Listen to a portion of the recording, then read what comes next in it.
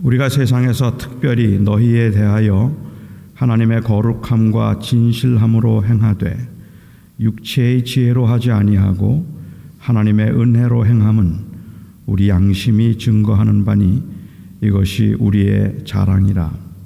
오직 너희가 읽고 아는 것 외에 우리가 다른 것을 쓰지 아니하노니 너희가 완전히 알기를 내가 바라는 것은 너희가 우리를 부분적으로 알았으나 우리 주 예수의 날에는 너희가 우리의 자랑이 되고 우리가 너희의 자랑이 되는 그것이라.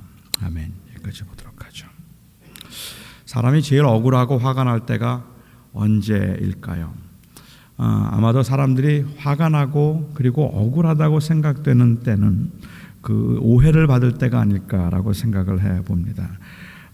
특히 이 동기나 아니면 그 의도가 오해를 받을 때는 정말로 사람들이 너무 야속하고 아무것도 하고 싶어지지 않습니다. 어차피 이렇게 오해를 받으며 살 바에는 내가 무엇 때문에 열심히 살겠는가라는 그러한 생각도 아마도 오해를 받으면 들지 않을까라는 생각이 듭니다. 여러분들은 혹시 정말 순수하게 아주 잘 해주려고 했는데 엉뚱한 오해를 받아본 적이 혹시 있으십니까? 내가 굉장히 잘 해주려고 했고 최선을 다해서 하려고 애를 썼는데 오히려 사람들은 그것을 순수하게 받아들이기보다는 오해를 해서 자기에 대해서 잘못된 소문들이 들리게 되거나 아니면 그런 엉뚱하게 해석하는 그러한 경우들 얼마나 억울합니까? 그럴 때 우리가 드는 마음은 그게 옳은 일인 줄 알면서도 차라리 하고 싶지 않습니다. 안 했으면 좋겠다는 생각이 들기도 합니다. 물론 우리가 지혜가 부족하기 때문에 오해를 살만한 그러한 행동을 하는 경우도 있기는 해요. 저희가 잘 못해서 오해를 받게 되는 경우, 그러니까 오해를 하는 사람이 언제나 잘못이라고 말할 수는 없을 겁니다. 오해 받을 만하게 행동해서 오해를 받는 경우도 있겠지만 그런 경우라고 할지라도 사실이 아닌 것을 사실인 것처럼 그렇게 말하거나 대할 때 너무 억울합니다. 그런 일이 일어나지 않았는데도 불구하고 사람들은 대개 짐작과 추측에 의해서 어떤 한 이야기를 근거 없는 이야기를 듣고 난 다음에 그 근거 없는 이야기를 사람들은 조금 이제 상상을 하기 시작합니다. 그리고 제가 이해하기에는 모든 사람들은 어떤 문제에 대해서 논리적인 그러한 그 과정을 이해하고 싶어 해요. 왜 그 말을 했을까? 왜 그렇게 행동했을까? 이런 이야기가 도대체 왜 나오는 걸까? 하고 그런 논리적인 그러한 그 추론을 하기 시작하는데 사실은 그 중간에 미싱 갭들이 너무 많아요. 그렇기 때문에 정확하게 이어지지 않는 이야기인데도 불구하고 한 이야기와 다른 이야기 사이의 그 갭을 우리가 상상에 의해서 채우려고 합니다. 그렇게 하다 보면 한 사람에 대한 오해가 생기기 시작해요. 사실은 그렇지가 않았는데도 불구하고 그랬을 거라고, 아니 틀림없이 그럴 수밖에 없다는 거예요. 내가 아무리 생각해도 그 사람이 그렇게 말하고 그렇게 행동한 것은 그럴 수밖에 없다. 내 상식으로는 다른 이유는 없어라고 이야기를 해요. 그런데 이게 참 사람을 무한하게 만드는 것들입니다. 그 외에 다른 가능한 이유들이 얼마든지 있을 수 있음에도 불구하고 자기가 굉장히 지혜롭게 생각을 해서 그래서 그것들을 추론하면 오해를 하기 시작하죠. 그렇게 오해를 해서 짐작을 하고 어떤 그 논리적 추론에 의해서 가장 그럴듯한 원인들과 이유들을 만들어서 한 사람을 오해하면 그냥 쳐다보면서 아무 일도 없었는데 보기가 민망하고 껄끄럽고 그래서 조금씩 거리가 멀어지는 경우들을 우리가 보게 됩니다. 제가 생각할 때는 그래요. 악한 사람들이 누구를 음해하기 위해서 그래서 사실이 아닌 것을 사실처럼 말하거나 한 사람에 대해서 가지고 있는 좋지 않은 선입관 때문에 그 선입관에 의해서 곡해를 하고 그래서 아닌 것을 사실인 것처럼 그렇게 말할 때 그때도 화가 나요. 하지만 그렇게 화가 나는 것은 사실은 상처가 되지 않는데요. 정말로 상처가 될 때는 믿었던 사람이 오해를 할 때입니다. 저 사람은 나를 그렇게 생각하지 않을 줄 알았는데 저 사람만은 그래도 나를 알아줄 줄 알았는데 그렇게 하지 않을 때 오해를 하게 되면 믿었던 사람들이 오해를 하는 것을 보면 굉장히 큰 상처가 되기도 합니다. 참 평소에 잘 지냈던 사람임에도 불구하고 화장실에서 인사를 안 했다고 건방지다고 하면 참 난감합니다. 그렇지 않습니까? 화장실에서는 인사가 얼마나 멋쩍은지 몰라요. 뭐라고 어떻게 반갑게 할 수도 없고, 그렇다고 무슨 막 그러기가 어려운 그러한 상황에서 저희가 직접 들었던 이야기들이거든요. 화장실에서 인사를 안 했다고, 그렇다고 건방지다고 말을 하거나, 아니면 교회가 조금 어려움이 있을 때, 힘들 때에는 이러한 사소한 것들을 가지고 오해를 해서 팔을 만드는 그러한 경우들도 얼마든지 있을 것 같습니다. 바울의 경우도 이런 오해를 좀 받았던 것 같아요. 바울이 고린도 교인들과의 관계에 있어서 진실하지 못하고 아주 교묘하게 술을 피우고 있다는 그러한 소문이 돌기 시작했습니다. 어떻게 생각하면 사실 목사는 사람들에게 그런 오해를 받을 수 있는 위치에 있지 않을까라는 생각을 하게 됩니다. 모든 지도자들이 어떤 한 집단 모임에 그러한 이 앞에서 인도해야 되는 모든 사람들이 다 비슷할 수 있겠지만, 목사의 경우에 있어서도 그렇게 오해를 받을 수 있는 그러한 위치에 있다고 생각합니다. 저도 개인적으로 제일 무서운 말이 목사가 변했다는 말이 제일 무서워요. 제가 평생 사역을 하면서 변했다는 말을 좀 안 들었으면 좋겠다. 늘 한결같다, 똑같다, 전이나 그전이나 지금이나 똑같다는 이야기를 들을 때는 참 기분이 좋은데, 이 처음에는 안 그러더니 요즘에 좀 변했어, 이런 말 들을 때가 사실은 제일 무섭거든요. 제가 지금 LA에 온 지 이제 1년 반 됐는데 벌써 변했다는 이야기를 조금 듣는 것 같아요. 그전에는 그렇게 내숭을 떨고 잘 안 먹더니 너무 먹는다든지 변했다. 사람들이 변한다는 이야기를 하게 됩니다. 물론 다 사람들은 변하게 되어 있죠. 하지만 여기에 변했다는 말이 담겨있는 의미가 그 의도가 달라졌다든지 아니면 동기가 순수하지 않다는 그러한 의미일 것 같아서 제일 무섭다는 말입니다. 바울이 편지로는 내가 너희들을 너무너무 사랑한다고 말하고 다른 사람들에게 말할 때는 고린도 교인들을 욕했기 때문에 그럴까요? 그냥 교인들을 대했을 때는 너무너무 친절하고 너무 아끼고 다 이해하는 것처럼 말해놓고 뒤에 가서는 다 도대체 이 고린도 교인들은 이해할 수가 없단 말이야. 도대체 왜 저러는지 모르겠다고 그렇게 말했기 때문에 그랬던 걸까요? 아마도 가장 큰 문제는 신뢰가 떨어졌기 때문에 그렇기도 하겠지만, 오늘 고린도 후서에 있는 말씀을 보거나 혹은 고린도 전서에서 우리가 일었던 사건들을 좀 보면 사람들이 했던 말 중에 하나는 바울이 이 말을 했다 저 말을 했다, 말을 바꾼다 하는 것이었습니다. 고린도 전서에서도 바울의 이 의도에 대해서 사람들이 오해를 했기 때문에 거기에 대해서 굉장히 마음 아파하면서 그가 사실 자기를 해명하려고 애쓰는 모습들을 우리가 종종 볼 수 있는데요. 사실 이게 쉬운 일은 아닌 것 같다는 생각이 들어요. 저는 이런 것도 저에게도 유혹이 되는 것들인데, 우유부단해도 안 되고 그렇다고 해서 너무 무정하고 쌀쌀해도 안 되는 입장에서 사람에게 비유를 맞추자고 한 것이 아니라 부드럽게 하자고 한 것이 어떤 사람들이 보기에는 비위를 맞추는 것처럼 보인다는 말입니다. 어떤 사람들에게는 우유부단하게 보인다는 말입니다. 그리고 조금 더 분명하고 냉정하게 하자고 말하면 그렇게 냉정하고 분명하게 하는 것이 어떤 사람들이 보기에는 너무 쌀쌀하고 냉정한 것 같고 도대체가 다른 사람들을 포용하거나 용납하지 못하는 것처럼 그렇게 보인다는 말입니다. 그러니까는 바울의 경우에 있어서도 그렇게 비슷하게 보인 거예요. 우상에게 제물로 바쳐졌던 음식을 먹어도 됩니까? 안 됩니까? 라고 물으면 사도 바울이 유대파의 입장에 분명하게 서서 그건 절대로 먹으면 안 된다고 말을 하거나, 아니면 헬라파의 입장에 서서 그건 뭐든지 부정한 것은 없으니까 다 먹어도 좋다고 이야기를 하면 좋은데, 바울의 경우는 그 대답이 어느 때는 굉장히 애매하게 보인다는 말입니다. 그래서 바울은 말하기를 내가 유대인에게는 유대인처럼 대하고 내가 헬라인에게는 헬라인처럼 대했다.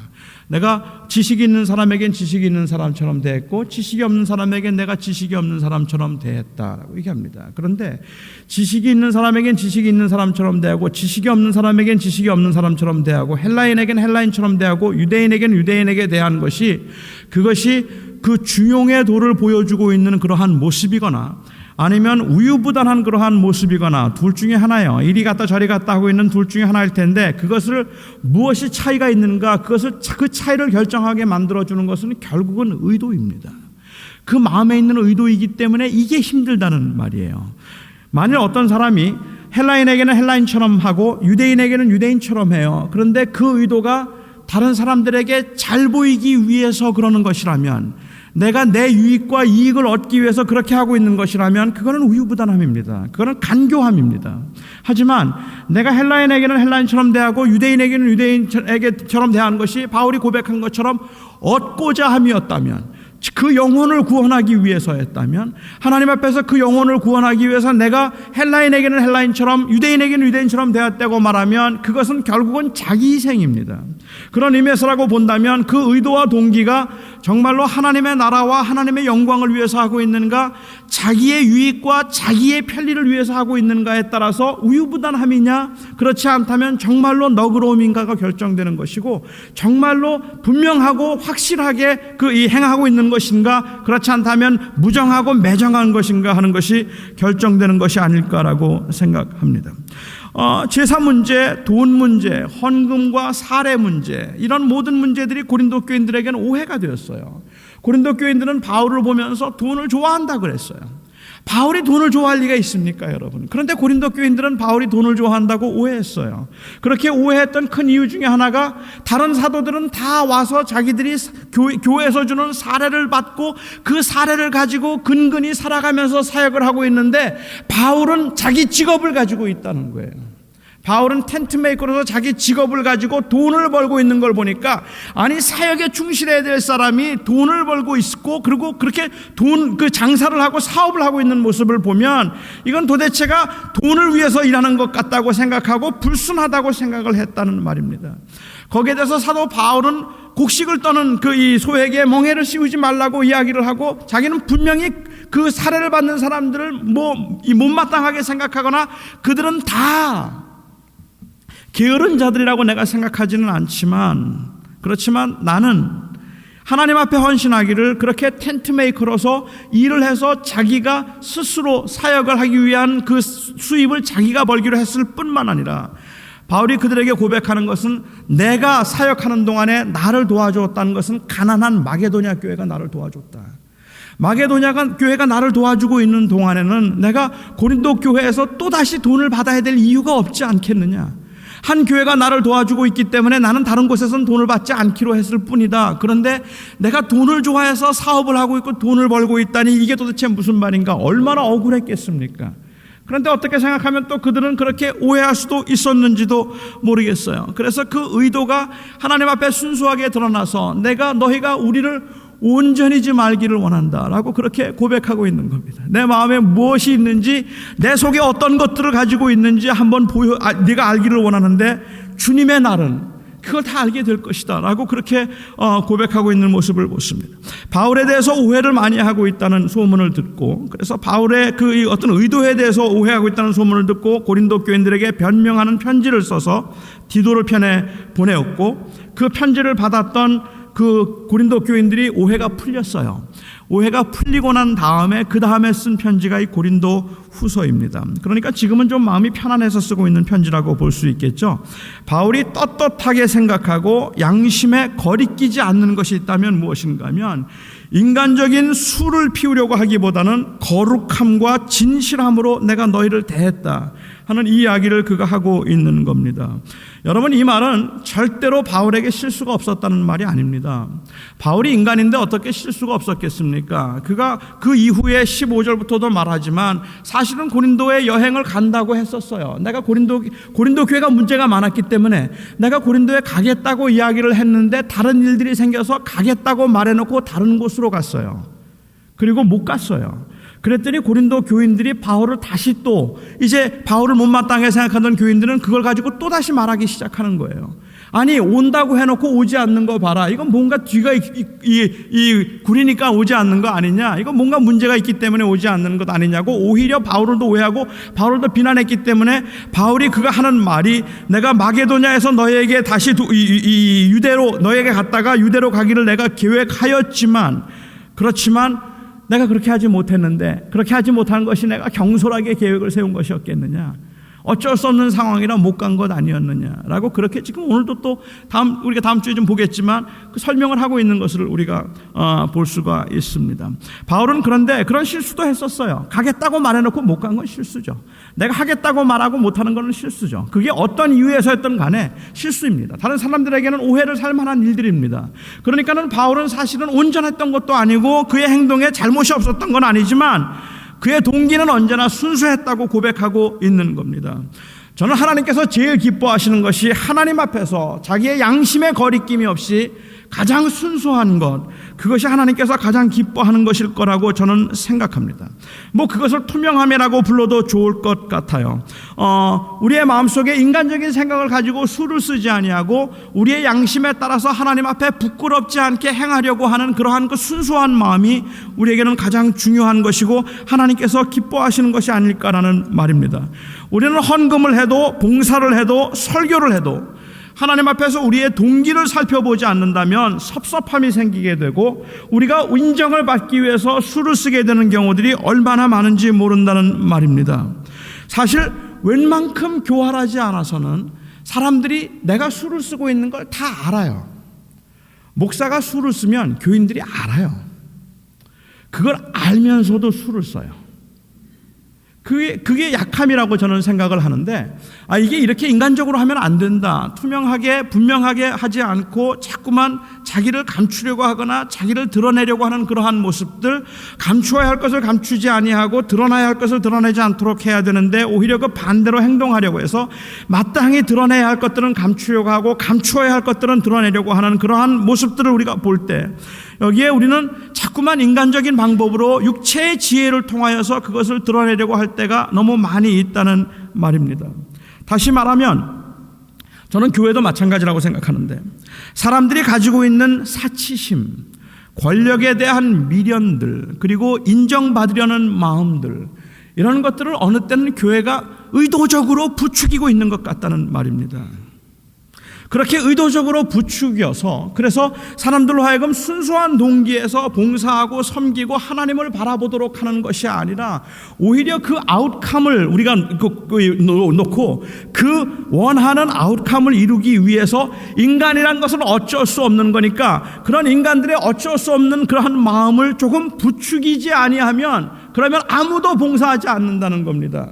우리가 그렇게 정말로 교회를 더 성장시키기 위해서, 교회가 더 커지기 위해서, 아니면 목사도 마찬가지겠죠, 더 큰 사역을 하기 위해서 어쩔 수 없이 우리가 그렇게 우리가 가지고 있는 순수하지 않은 동기들을 합리화시키는 것들에 대해서는 여러분은 어떻게 생각하십니까? 정말로 교회가 그래도 될까라는 생각이 들 때 있는데, 그런데 그렇지 않아요. 정말로 그러는 것 같아요. 헌금한 사람들의 이름을 주보에다가 적어 놓습니다. 그런데 헌금한 사람들의 이름을 주보에다 적어 놓는데요, 그 주보에다가 헌금한 사람의 이름을 적을 때 가나다 순으로 적지 않고 헌금을 많이 한 사람의 순으로 적습니다.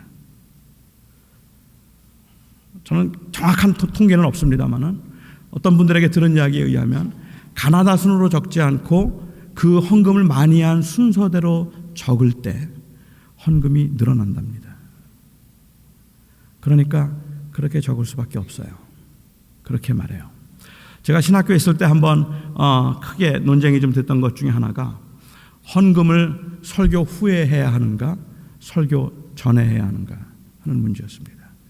어메이징한 것은요, 설교를 헌금 후에 할 때하고 헌금 전에 할 때하고 20%가 차이가 난답니다. 그러니까 헌금을 설교 후에 하면, 그러면 그 설교 때문에 자극을 받아서 헌금을 더 한다는 거예요. 물론 그때는 헌금 설교를 이제 많이 해야 된다는 것을 전제하고 하는 말일 거라고 그렇게 생각합니다. 헌금을 플레이트를 돌리지 말고 헌금함에다 하자. 그래서 들어오면서 헌금을 하도록 하자고 이야기를 하면, 들어오면서 헌금하며 헌금을 하는 것과 그리고 플레이트를 돌릴 때 헌금의 차이가 현저하게 차이가 나는데, 그 현저하게 차이가 나는 이유는 단순히 헌금 플레이트를 돌리면 잊어버리지 않고 헌금을 하는데, 그냥 하다 보면은 습관이 안 돼 있기 때문에 잊어버려서 그런 것, 그런 경우는 충분히 이해가 되지만, 그것보다 오히려 사람들이 보는 것과 보지 않는 것의 차이 때문에 헌금의 차이가 난다면 어떤가 말입니다.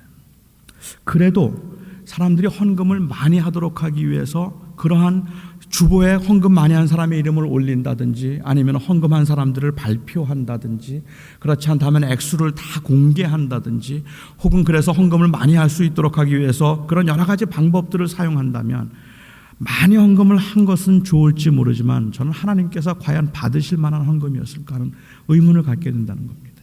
정말로 그 동기가 순수했을까? 정말로 순수한 동기에서 우리가 했다고 말할 수 있을까? 저는 우리 이 한길교회가 성숙하려면 정말로 성숙한 교회라면 그러한 어떤 인간적인 모습들, 인간들이 가지고 있는 높아지려고 하고 그리고 인정받으려고 하고 대접받으려고 하는 그러한 것들을 자꾸 부추겨서 그래서 교회가 성장하는 것이 아니라 정말로 성숙함은 그 동기를 살필 수 있는 교회가 순수한 교회라고 생각합니다. 정말 내가 바른 동기에서 이 일을 하고 있는가? 내가 왜 기도하고 있는가? 오늘 이 아침에 나는 왜 나와 있는가? 이런 것들을 우리가 살펴볼 때 정말 하나님을 바라보고 하나님의 말씀을 듣고 싶고 기도하고 싶어서 나왔다 하는 그러한 마음이 우리 안에 살아있으면 그것이 정말로 우리들에게는 이 유익한 일일 뿐만 아니라 하나님께도 기쁨이 되는 일일 거라고 저는 생각합니다. 목회를 하면서 제 마음에 가지고 있는 그 고백이 있다면 그리고 간절한 소원이 있다면 그렇게는 못하고 있습니다만은 그래서 부끄럽기도 하고 죄송하기도 하고 오늘도 그래서 주님 앞에 또 무릎을 꿇어야 되겠지만 오늘 바울이 하고 있는 그러한 말들을 제가 할 수 있으면 좋을 것 같아요. 내가 너희에게 이 13절의 말씀이죠. 너희가 읽고 아는 것 외에 우리가 다른 것을 쓰지 않는다. 그렇습니다. 이 말을 바꿔서 얘기하면 내가 읽고 내가 아는 거 그게 다다. 어떤 것도 감춘 것이 없고 어떤 것도 다른 것은 하나도 없었다 하고 그렇게 말할 수 있으면 그냥 내가 읽고 내가 아는 게 그게 다야. 사람들은 읽고 아는 것 그것으로 인하여서보다 오히려 그 안에 그 뒤에 무언가가 감추어져 있다고 생각하기 때문에 믿지를 못하고 오해를 하는 것이라면 바울은 네가 읽고 아는 것이 전부이다라고 그렇게 이야기를 하고 있는 겁니다. 어쩌면 그렇지 않겠습니까?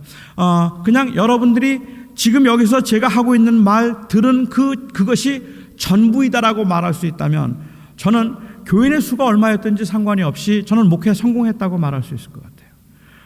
교인들이 그냥 노 목사가 강단에서 한 말이 그게 다야. 그 사람이 그렇게 한 말이면 그게 다 맞는 말일 거야 라고만 믿어줄 수 있다면 그렇다면 그게 성공적인 목회를 했다고 생각합니다. 저 말은 저렇게 하지 뒤로 다 딴짓해. 그쯤 되면 그건 완전히 실패한 목회입니다. 그런 신뢰가 없다면 저는 그 신뢰가 얼마나 중요한 문제일까. 예는 예고 아니오는 아니었지 다른 의미가 없었다라고 바울이 그 정말로 내 속을 다 뒤집어 보이고 싶은 그러한 간절한 욕망으로 그 교인들이 자기로 인해서 그 자기를 오해함으로 인해서 그 실족되지 않도록 하기 위한 간절한 마음에서 지금 바울은 이 이야기를 하고 있는 것 같습니다. 그는 말하기를 거룩함과 진실함에 양심이 꺼리낄 것이 없다라는 이 말이 이 말에 저는 떳떳할 수 있는 사람이 가장 강한 사람이라고 그렇게 생각합니다. 제가 학생 때 들었던 이제 그 어떤 미국 목사님의 설교 가운데 제 마음에 지금까지도 계속해서 그 제 뇌리에 남아 있는 것들이 바로 그런 것들입니다. Holiness is power.